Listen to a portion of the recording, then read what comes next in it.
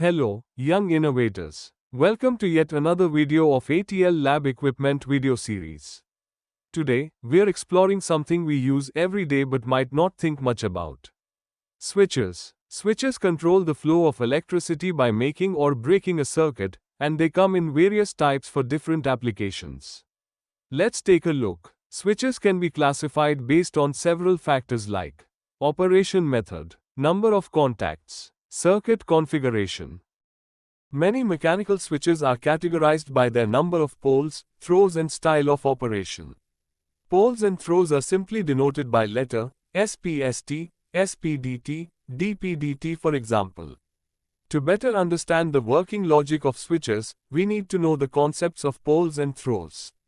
Poles tell you how many separate circuits a switch can control. And switch with one pole can direct one circuit, two poles can direct two circuits, and so on. Throws, how many positions can be activated by the switch. A single throw can close a circuit at one position whereas a double throw switch can close a circuit in two positions. An SPST, single pole single throw, switch is the simplest form of mechanical switch. It is a simple on-off switch with one input contact and output contact. An SPDT, single pole double throw, switch has three terminals, one more than the simple SPST switch. It has one input contact and two output contacts. A DPDT, double pole double throw, switch has six terminals, it is simply two SPDT switches. The switch has two input contacts and four output contacts. Now let's learn about various types of switches. First, we have the toggle switch. It's one of the most common types, used in light switches and power tools. When you flip the lever, it maintains its position until manually toggled again. Next, the push-button switch. This one is often found in calculators and doorbells.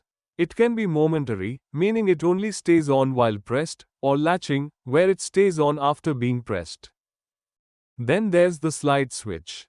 Commonly have a small knob that can slide in order to open or close the switch contacts.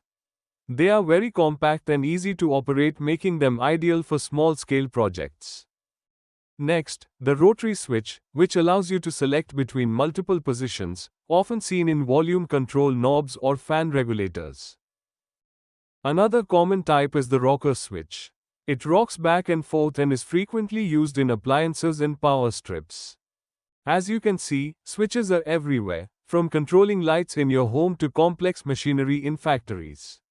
Each type serves a specific purpose, and choosing the right one is key to designing reliable systems. That wraps up our quick overview of the types of switches.